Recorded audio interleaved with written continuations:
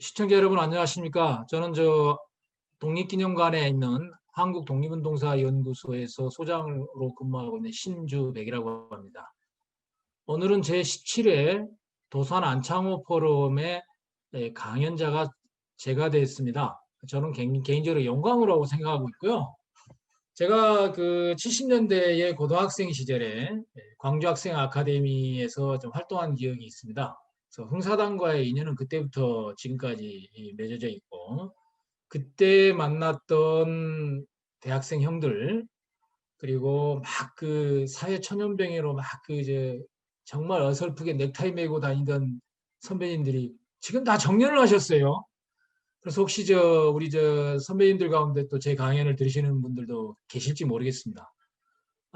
도산 선생님과의 인연이 저의 10대 또로부터 시작해서 지금 50대까지 저의 살아오는 삶의 역정에 계속 흔적이 남아있는 것 같습니다.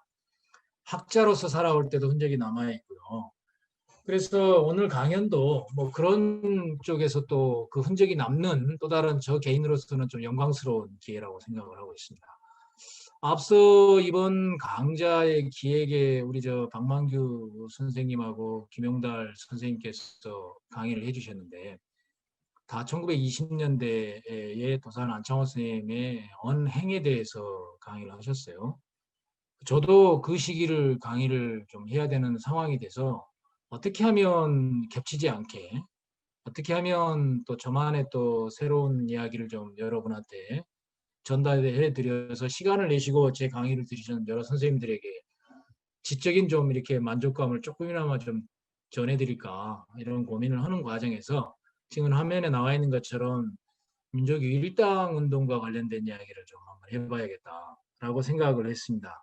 그래서 20년대에 도산 안창호의 행적을 크게 두 덩어리로 나누라 그러면, 하나는 1919년 임시정부의 통합논의 과정에서부터 국민대표대회까지 하나의 과정이고, 또 하나의 과정이 20년대 중후반 시점에 민족유일당과 관련되어지는 안창호 행적이 아닐까 싶습니다. 이 두 행적의 중심으로 보지 않고 안창호의 생각을 읽어내는 방식으로 하겠습니다. 그러면 또 이런 이야기 할 거예요. 또 대공주의 갖고 이야기하겠네. 너무 많이 들어서 지겨운데 우리 박만규 선생님도 열심히 설명하신 것 같은데, 박만규 선생님 혹시 저하고 생각이 다르더라도 좀 양해해 주십시오. 미리 좀 양해를 구하고 하겠습니다. 아, 그런데 그렇지 않고요. 저 나름대로 좀 한번 좀 풀어서 설명을 해보겠습니다. 안창호의 민족이 일당 결성 운동에 제가 제목을 지향이라고 했습니다. 안창호 선생의 생각을 새롭게 해석하면 임시정부의 생각을 더욱더 풍부하고 새롭게 이해할 수 있는 여지가 있을 것 같아서 그렇습니다. 그만큼 안창호 선생님이 20년대 국내 민족운동에서 차지하는 포지션이라는 게 거의 뭐 절대적이었다고 보시면 될 것 같기 때문에 뭐 여러분이 그 부분을 다 동의하실 것 같아요. 제가 이 테마를 잡게 된 또 다른 중요한 이유 중에 하나는, 저는 이제 제가 작년 4월까지는 대학에 있었습니다. 근데 이제 여기 처음으로 이제 저희 연구소가 그동안은 비상임제였다가 저부터 상임소장제로 바뀌면서 제가 응모를 해서 여기 오게 됐는데요. 대학에 있으면서 한국민족운동사 사학과 전공 선택 과목으로 한국민족운동사 강의를 했을 때 항상 하던 이야기가 있습니다. 도산이 가는 길에는 항상 민족운동 지도자들 사이에서 화합의 분위기가 흘렀다. 그런 화합의 분위기 과정에서 갈등이 최소화되는 방향으로, 문제 해결 지향적인 방향으로 흘러갔다. 그 부분이 도산이 갖고 있는 최고의 장점이다 라고 생각을 한다. 그런데 그 장점을 대표적인 사례를 들어라. 그러면 저는 그런 민족유일당 운동을 펼쳤습니다. 개인적으로는 민족유일당 운동이라고 하지 않고 민족유일당을 결성하기 위한 활동, 즉 민족유일당 결성운동이라고 저는 학문적으로 표현을 하고 있는데요. 그래서 이제 소설이 길었습니다만 이 두 가지 시점, 임시정부 초창기의 시기, 20년대 중후반의 민족유일당 결성운동 시기를 나누어서 도 선생님의 생각을 좀 이해를 해보겠습니다. 임시정부는 어떤 독립운동 전략을 갖고 있었냐를 먼저 이해하시는 게 이 20년대 초반기, 독립전쟁 시기 20년 초반기를 이해하는 데 굉장히 중요할 것 같습니다. 지금 이렇게 화면에 나와 있는 당시 민족주의자들은 독립전쟁론을 어떻게 정의했는가라는 거예요. 한마디로 정리하면 한반도 주변에서 반일 전쟁이 일어나면 반일 연합군에 가담해서 독립을 쟁취한다. 그렇게 하기 위해서 독립군을 양성한다. 그리고 정치 경제적인 실력을 양성한다. 이런 게 독립전쟁의 전략 차원의 핵심적인 포인트입니다.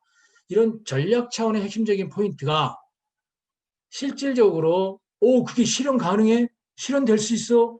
뭔가 되네? 라고 가장 상징적으로 이걸 보여준 시점이 19년, 20년이 아닐까. 그것의 사건의 대표적인 사건이 여러분 모두가 잘 아시는 1920년 6월의 봉오동 전투하고 1920년 10월의 청산리 전투가 아닐까 싶습니다.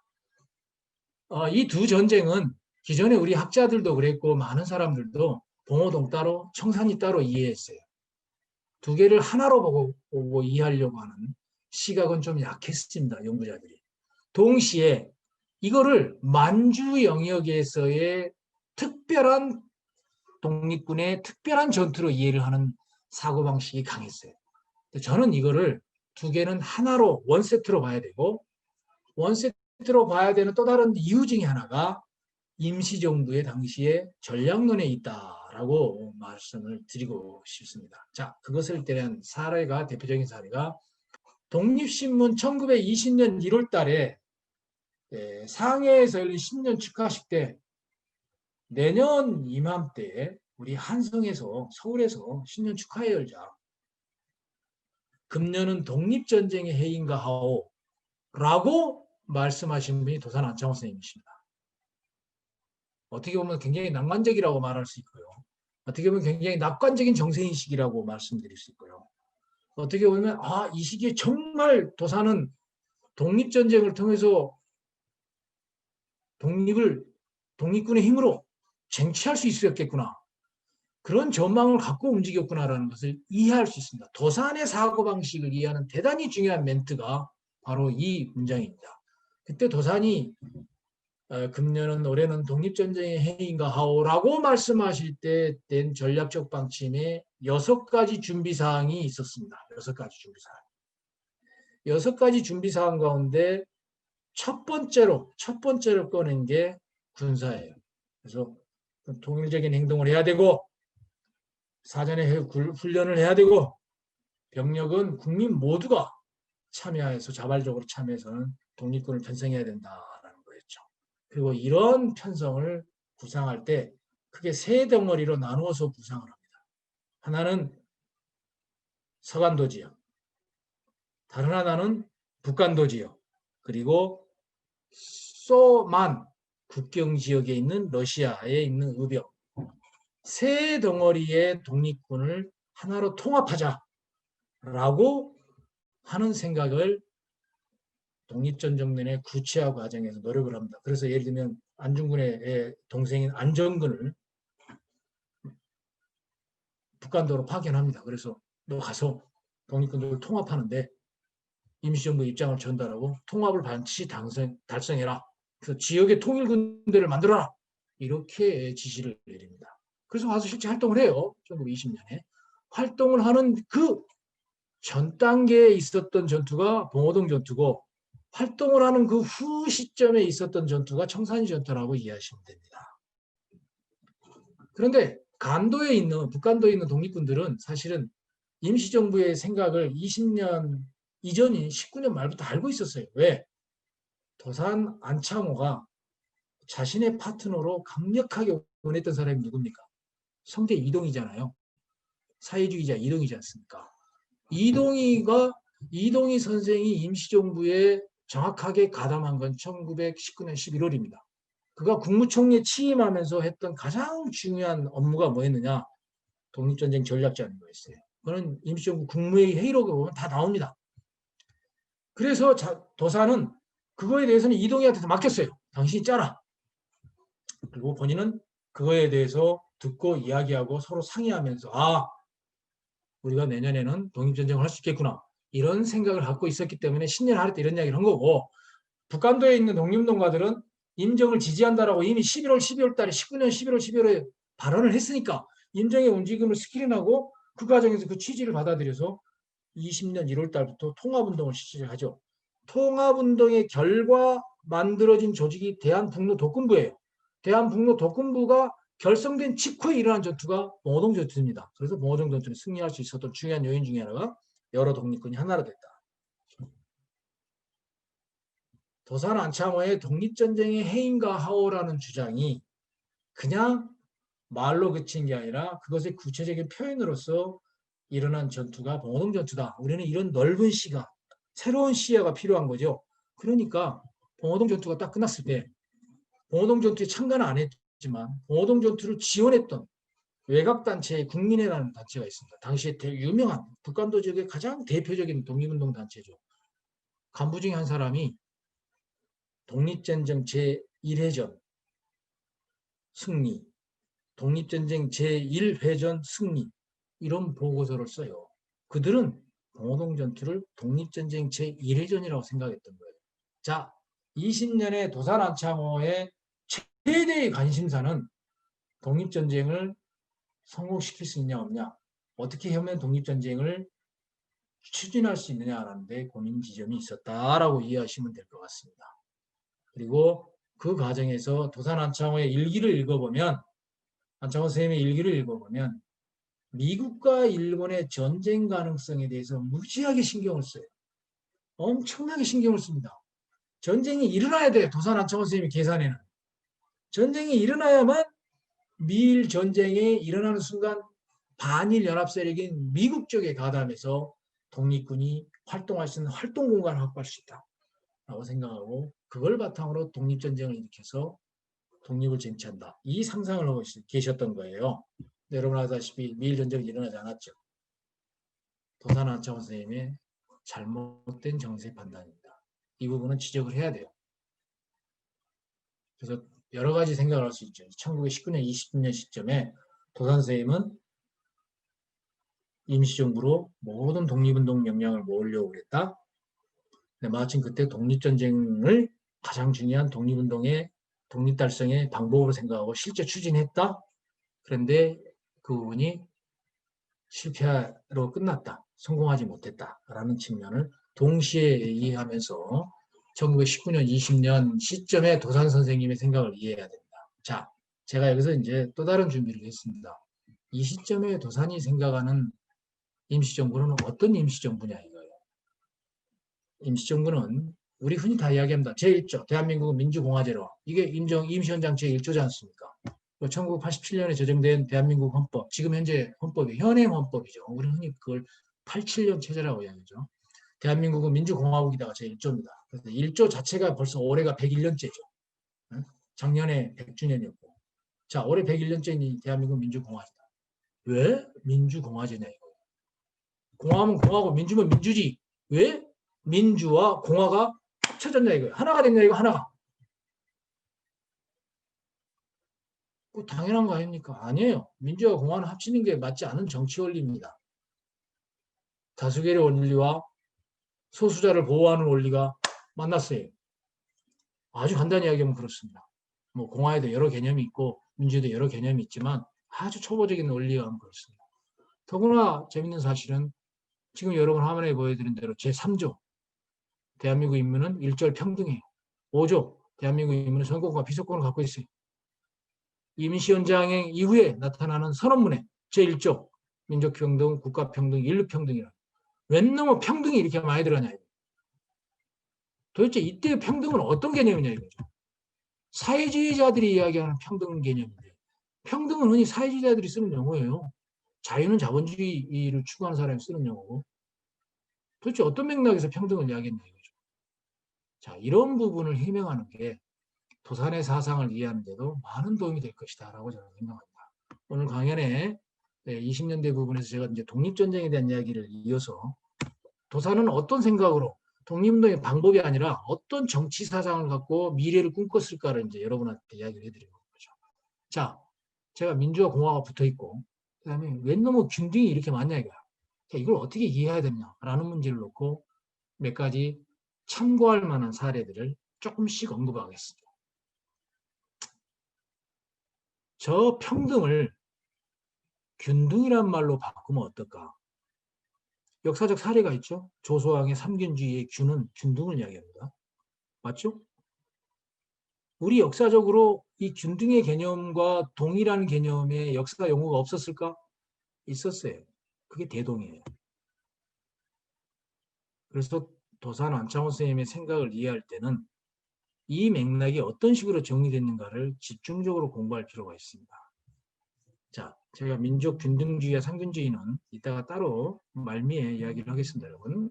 역사에서 공화라는 말이 어떤 맥락에서 쓰였는가에 대한 승정원 일기 대표적인 사례를 하나 들어보겠습니다. 승정원 일기 원문입니다. 지구상의 만국은 모두 자주 독립으로 일정한 대권을 삼지만 그래서 쭉쭉쭉쭉 나가다가 전제하기도 하고 혹은 국민이 함께 다스리기도 하고 혹은 국민이 참여하는 공화를 하기도 하여 각각 인민주권의 권한을 한정합니다. 만국공법에서 공화란 국민이 참여하는 논리다. 1897년 시점에 공화를 이렇게 얘기하고 있어요. 1897년 시점에 많은 국민이 참여하는 정치 원리가 공화입니다. 근데 1897년 시점에 조선의 주권은 고종에게만 있어요. 그게 절대 군주제입니다. 근데 공화는 그래서 고종을 중심으로 한 절대 군주제를 부정하는 거예요. 부정하는 정치 원리예요. 1897 공화는 반체제 원리입니다. 반체제 원리. 반체제 원리로서 작동하고 있어요. 1884년 그 비슷한 시점에 공화를 어떻게 이해하고 있냐. 자, 국민이 참여한다고 했어요. 근데 미국을 소개하는 대목에 이런 내용이 있어요. 미국은 합중공화다. 미합중국을 합중공화라고 표현을 했어요. 전 국민이 합동으로 협의하고 대통령도 전 국민이 공동으로 뽑고 그 대통령을 견제하는 게 상원과 하원이고 그 상원과 하원이 추천하는 행정사무를 담당한 사람도 있고 그들을 면직하고 벌하는 사람도 국민이다. 선거권과 피선거권을 갖고 있는 국민이 대통령도 뽑고 국회의원도 뽑는 거예요. 국회의원을 뽑은 대통령이 아니 그 의원이 대통령을 견제하고 국민이 대통령을 바꿔버리기도 하고 교체시켜버리기도 하고 이런 견제와 균형 원리를 하는 거. 그래서 미국을 할 때 합중이에요. 합중. 무리가 하나가 되었어요. 지혜를 하나로 모은 거예요. 그래서 우리나라 사람들에게 공화의 모델은 미국이었습니다. 한국인이 미국에 대해서 선한 역사인식을 갖고 있는 중요한 이유 중에 하나가 이러한 배경하고도 맞물려 단순히 종교의 전파라는 맥락에서만 이해하면 안 됩니다.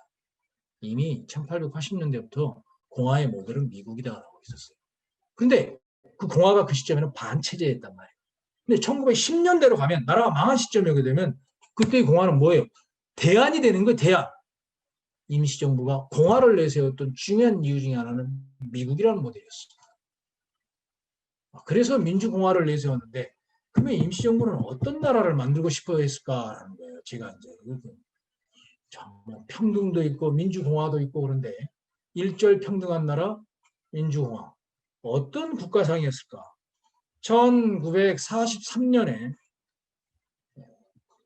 임시정부가 임시정부의 그 구성원 중 한 분이 작성한 문건에 보면 이렇게 나옵니다. 한국 임시정부에도 관여하고 한국 독립당, 임정의 여당이었던 한국 독립당에도 관여하시는 분이고요. 차이석 씨라는 분이 만든 문건에 보면 본당의 당인은 명명백객이 규정한 바 신민주국을 뉴 데모크라시 국가를 건설하는 건데 여기서 말하는 신민주란 뭐냐라는 거예요. 한국 독립당이 말하는 신민주는 자본주의 데모크라시도 아니고 사회주의 데모크라시도 아닌 전민적 데모크라시라는 거예요. 이 도대체 전민적 데모크라시가 뭐야 도대체. 임시정부가 말하는 민주공화의 핵심은 전민적 데모크라시예요. 그 전민적 데모크라시의 원리가 사회적으로 관철되어 있는 게 일절 평등의 원리예요. 그게 조소왕의 삼균주의입니다. 도산의 정치 사상을 이해하는 핵심은 도산이 1927년경에 대공주의를 말씀하셨다라고 이야기합니다. 맞습니다.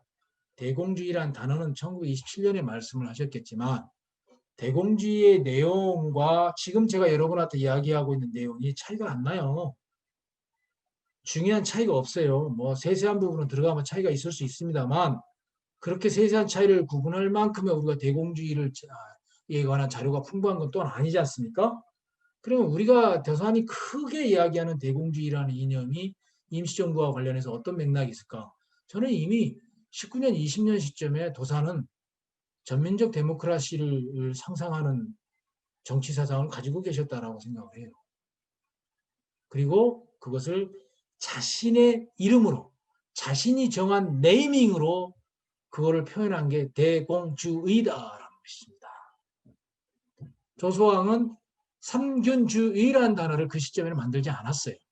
분명히 조소왕도 대공주의를 안창호 선생이 말하는 그 즈음에 삼균주의 사상을 본인이 품고 있었다라고 자신의 회고록에서 이야기합니다. 그래서 그 부분을 이야기를 하지만 대공주의라는 단어에 너무 매몰되지 마시고요. 대공주의라는 대공주의가 꿈꾸는 세상이 도산의 세상은 그날 어느 날 갑자기 27년 시점에 확 나온 게 아니라 이미 20년대 초반부터 도산의 정치 사상이 한 곳에 자리를 잡고 있었다. 네, 그거를 본인이 네이밍한 게 대공주의다라고 이해하시면 됩니다. 그래서 자, 해방 이후 우리가 만든 대한민국은 임시정부가 꿈꾸는 전민적 데모크라시를 실현한 대한민국인가? 라는 부분을 비판적으로 생각해 보는 게 제가 생각할 때는 독립정신을 창조적으로 계승하는 지름길이 아닐까라고 생각을 합니다. 자, 제가 지금까지 강의한 내용의 전반부입니다. 20년대 전반에 도산은 이러한 독립운동 방법과 저러한 정치 사상으로 독립운동을 하셨습니다. 라고 여러분한테 말씀드렸습니다. 자, 이제부터는 민족유일당 결성운동과 관련된 움직임을 보면서 우리 도산 선생님의 생각을 좀 이렇게 또 짚어보는 시간을 갖겠습니다. 넘어가 보면 안 되는데. 자, 모두가 이야기하는 거는 저 왼쪽에 있는 사진은 신간의 결성식 장면의 사진이고요. 오른쪽에 있는 거는 장개석이 1926년 10월 꽝저우, 이 지도의 꽝저우에서부터 북경을 향해서 국민혁명을 일으키면서 전진했던 코스입니다.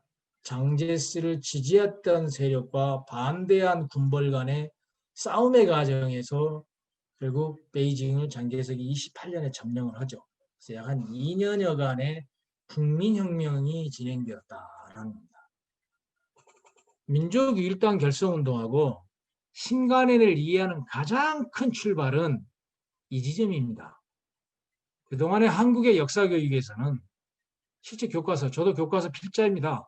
제가 쓴 저도 교과서의 책임 필자인데 저는 그렇게 쓰지 않으려고 노력했습니다. 왜? 신간회는 흔히들 1924년에 제1차 국공합작, 중국에서의 국공합작을 신간회 결성의 대외적 배경, 객관적 조건으로 이야기를 합니다. 맞습니다. 국공합작이 중요한 모토였습니다. 그런데 왜 26년 6월의 시점에 북벌이 시작되었을까? 왜 27년 2월의 시점에 신간회가 결성되었을까? 신간의 중앙조직이 결성되었을까? 라는 부분을 이해하기 위해서는 24년에 제1차 국공합작만을 설명이 되지 않습니다. 네, 시간차가 3년 가까이 있기 때문에 설명이 되지 않아요. 큰 배경은 될지 모르지만 배경이자 직접적 계기는 못 돼요. 왜 27년 2월의 시점에 신간회가 결성됐을까? 26년 6월에 장개석이 북벌을 선언하는 그 순간부터의 중국 정세의 급격한 변화, 이해하지 않으면 신간의 결성을 이해할 수 없습니다. 왜 도산 안창호 선생은 26년 7월 3일당에서 그 유명한 연설을 했을까? 왜 하필이면 그 시점에 연설을 했을까? 라는 거예요. 3일당 연설의 중요한 모티브 중에 하나가 독립하고 세울 우리나라의 국가의 정체는 공산주의나 민주주의나 군주제 가운데 하나를 민중 다수가 원하는 방향에서 확정해야 된다라고 주장을 하셨어요. 그러면서 이렇게 이야기하십니다.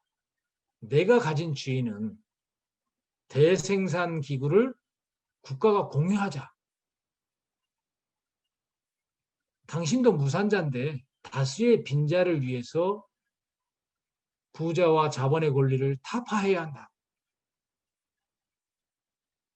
지금은 부자, 빈자와 유산자와 무산자를 구분하지 말고 모두가 합동 단결해서 일본을 이길 수 있는 민족혁명에 힘을 써야 된다라고 말씀하셨어요. 여기에 도상의 정치 사상이 다 녹아 있다고 저는 생각합니다. 왜 26년 7월의 시점이냐? 장개석이 북벌을 선언했기 때문이에요. 북벌은 어떤 의미가 있느냐? 좌우가 연합해서 중국을 통일하고자 하는 전쟁이었죠. 그래서 북쪽으로 올라갑니다. 자, 올라갑니다. 북쪽으로 올라가다 보면 어떤 걸 예상할 수 있냐면 장쩌린이라는 사람은 이 만주 지역의 군벌입니다. 중국의 모든 군벌들에게는 뒷배경이 하나씩 있었습니다. 제국주의, 열강이. 장쩌린의 뒷배경은 일본이었습니다. 자, 북벌 세력이 승리해서 올라가서 베이징을 차지하면 장개석의 국민혁명군과 장쩌린의 군대가 한판 붙을 거라는 거죠. 붙어서 장쩌린이 지면 북벌군이 계속 만주를 향할 거고 만주를 향하면 독립군에 유리한 기반이 형성되어진 거잖아요. 더구나 한반도 가까운 곳에 이거를 계산했던 거죠. 그렇게 하기 위해서 많은 젊은이들이 국민혁명에 가담합니다. 아리랑의 장지락은 800명의 젊은이가 북벌에 직접 군인으로 참가를 해서 200여 명이 사망한다고 회고를 합니다. 우리로서는 남의 나라 혁명에 엄청나게 많은 독립군을 미래의 지도자를 국민혁명의 과정에서 잃어버린 거예요. 자, 역으로 따져봅시다. 그들은 왜 그런 희생을 치르면서 남의 나라 혁명에 뛰어들었을까요? 글로벌 리스트였어요? 아나키스트였어요? 물론 그런 정신사상이 있을 수 있는데 핵심은 지금 제가 설명한 국민혁명군이 북벌의 성공을 했을 때 오는 유리한 환경을 고려한 거죠. 이 틈을 이용해서 이러한 유리한 환경이 조성되기 전에 우리가 준비를 해야 된다라고 해서 국내에서는 신간의 지혜결성운동이 광범위하게 일어납니다. 27년에. 군 단위별로 지혜가 막 일어나 1년도 안 돼서 27년 2월에 신간의 중앙이 만들어지는데 27년 12월이 되면 100개 군 이상에서 이미 지혜가 만들어져요. 뭐 이게 뭐 열풍이라고 해요. 열풍. 마찬가지로 도산 안창호 선생님도 26년 7월에 3일당 연설하고 나서 제일 먼저 가는 곳이 어디입니까? 우한, 베이징 이런 지역이잖아요. 그래서 관내 지역에 창조파, 개조파 이게 나눠졌던 민족운동 세력들을 사회주의자니까 하나로 모아서 유일당 조직을 촉성회, 무슨 촉성회를 만들죠. 그리고 나서 27년 겨울에 도산이 어디로 갑니까? 만주로 갑니다. 그래서 길림에 가서 이야기를 하죠. 길림에 가서 연설하죠. 대동문박 교회에서 연설하다가 중국 군벌에 체포되지 않습니까? 그 장면을 목격했던 사람 중에 하나가 북한의 김일성이었던 거죠. 자, 관내 지역 정리 끝나고 만주 가서 일당을 하나로 대자하고 연설을 하죠. 자, 그 시점에 도산 안창호는 대공주의를 말하는 것이다. 대공주의 베이스에는 지금 화면에 말씀드린 이런 게 있다라는 거예요. 그래서 도산 안창호 선생님의 민족일당 시절의 중요한 생각은 좌우가 하나 돼야 한다. 가난한 자와 부자를 구분하지 않고 모두가 다 하나가 단결을 하자. 대신에 대생산기구는 나중에 독립하면 국가 소유로 해서 모두가 공유하는 식으로 하자. 뭐 이렇게 공유한다는 개념을 이야기하면 국가가 건물을 갖고 임대료를 받으면 그걸 국민한테 나눠주는 거죠. 그런 것도 가능한 거죠. 그래서 어쨌든 그런 식의 주장을 하게 되는 거죠. 그래서 그렇다면 정체 중에 도산이 생각할 때 다수의 민중이 원하는 정체가 뭐였겠느냐? 군주제. 야, 독립한 이후에 옛날로 돌아가? 그럼 나 또 쌍놈이 되잖아. 내가 왜 독립을 원해야 돼? 이렇게 생각하는 사람이 있을 수 있어요. 독립한 이후에 내 재산 다 뺏겨? 내가 왜 독립해야 돼? 지금도 행복하게 배부르게 배 따숩게 잘 자고 잘 먹고 잘 자고 있는데 누가 독립을 찬성하겠어요? 자, 도산이 말하는 세 개의 선택지점 가운데 도산은 당연히 민주국이었을 거라. 자, 그러면 민주국이란 단어는 절대 우연한 단어가 아니라는 겁니다.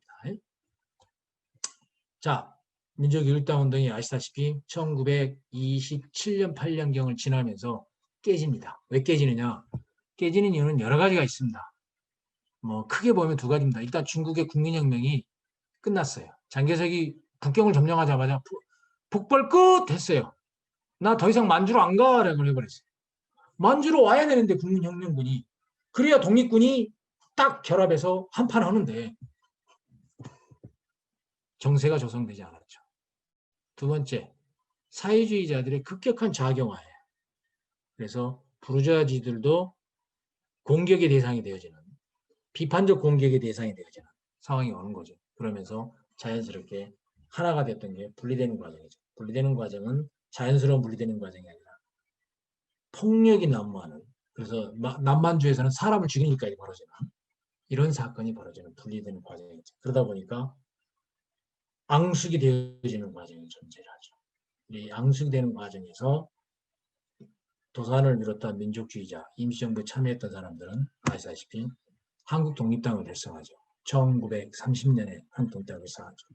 도산 선생님은 한국 독립당의 전면적이고 핵심적으로 나선 인물은 아니라고 저는 생각합니다. 그럼에도 불구하고 도산 선생님은 한국 독립당의 사상에 지향을 반대하지 않았고 오히려 자신의 대공주의와 일치한다고 봤을 것 같아요. 한국 독립당의 당의, 요즘 같으면 강령이죠. 강령은 정치, 경제, 교육의 균등을 기초로 해서 민주국, 신민주국, 뉴 데모크라시의 국가를 건설하고 국민 각개인에게 균등한 생활을 확보해주고 왜 바깥쪽은 민족과 국가와의 평등을 주장. 이때는 또 평등이에요. 평등 주장. 정치, 경제, 교육의 균등이고 3균이죠. 국가와 민족 간의 평등을 지향하는 이게 도산 안창호와 한국독립당의 생각이었다. 대공주의가 한국독립당의 사상에 구체화되어 나가는 것이라고 봐야 된다는 거죠. 자, 그랬을 때 신민주국의 특징은 뭐냐라는 것입니다. 신민주의 특징은. 자, 이랬을 때 한국독립당의 문건에 보면 이렇게 나와요. 요즘 보면 주권을 무상계급에 돌려줘야 한다고 생각하는 사람도 있고 무슨 소리야? 자산계급에게 돌려줘야 한다고 주장하는 사람도 있다. 그런데 한국독립당은 어느 한쪽에 치우치거나 편협하지 않고 주의와 정책을 통해서 민족 전체를 위한 길을 모색해본다 라고 자신의 강령을 지향점을 이론화시켰습니다. 논리화시켰다고 봐야겠죠. 어느 쪽도 치우치지 않는 신민주라는 뉴 데모크라시라는 개념이 이렇게 나오는 거죠. 자, 이게 한국독립당의 생각이었는데 도산은 이 시점에 정확하게 뭘 말했습니까를 한번 우리가 생각을 해봐야 될 것 같아요. 도산 안창호 선생님이 중국 국민당의 국민회의가 열릴 때 만주 지역 조선인의 동향에 대해서 언급해야 될 일이 있었습니다. 만주 지역 조선인의 동향에 대해서 중국 국민당 측에서 좀 알려주라. 만주의 조선 문제를 풀기 위해서 만주의 조선인 문제를 비롯한 동북 문제를 풀기 위해서 그러니까 좀 알려주라. 그래서 한국 독립당 측에서 막 심의를 위해서 보고서를 하나 만들어요. 조소왕도 참여하고 안창호도 참여합니다. 그리고 안창호 선생님이 이 문건을 갖고 남경에 가죠.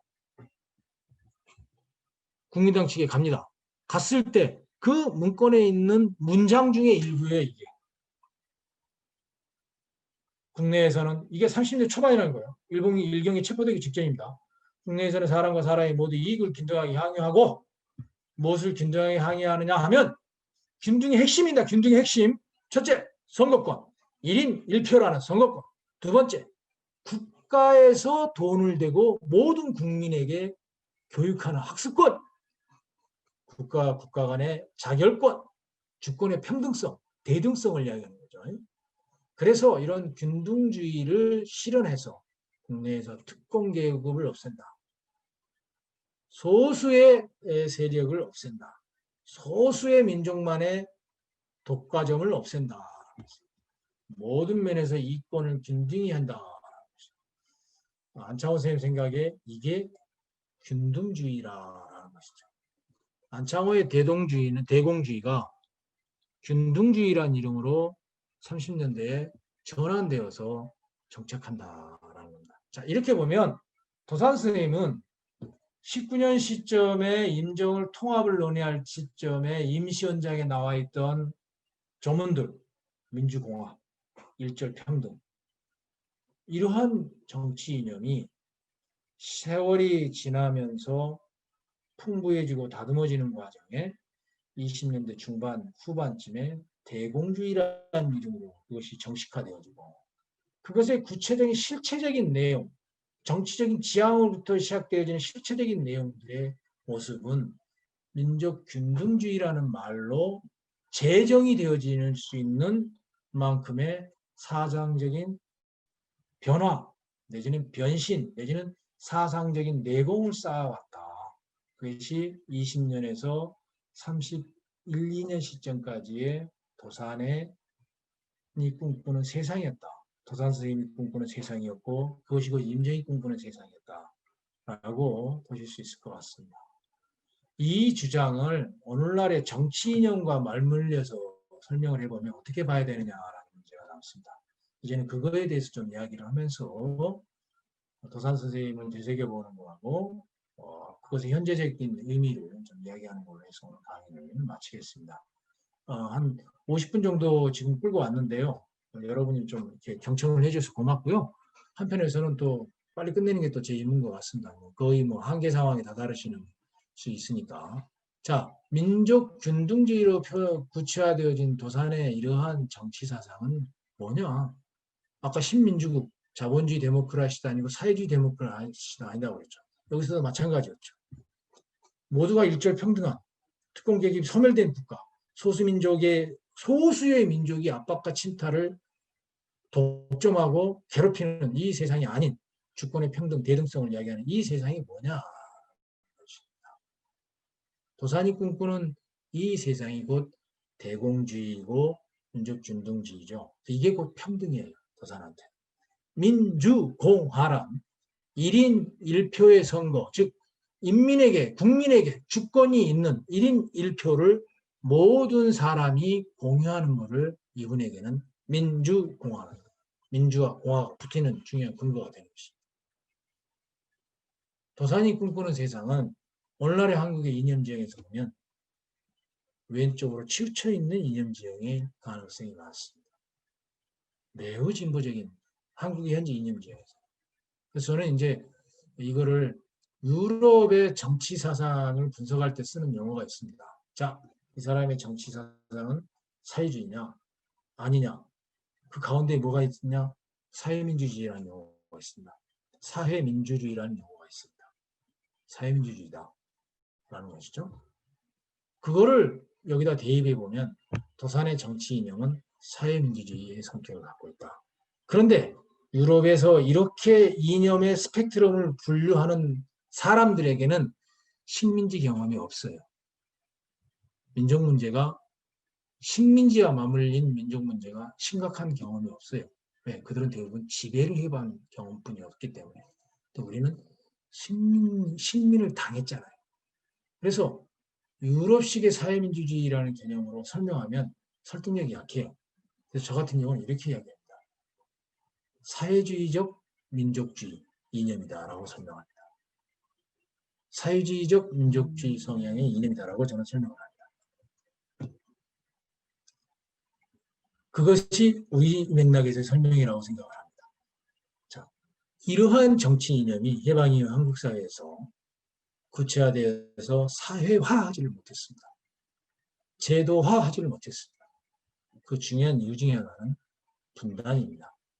분단으로 인해서 형성되진 냉철하고 견고한 냉전 체제가 이 문제를 자유롭게 상상하고 그 상상한 걸 현실에서 구체화시키는 과정에서 제도화시키고 관습화시켜 나가는 이러한 순환 과정이 근본적으로 막혔기 때문에 도산 선생님이 꿈꾸는 독립 이후의 나라, 임시정부가 꿈꾸는 독립 이후에 만들고 싶은 나라는 아직은 실현되지 못했던 게 아닌가라고 생각을 합니다.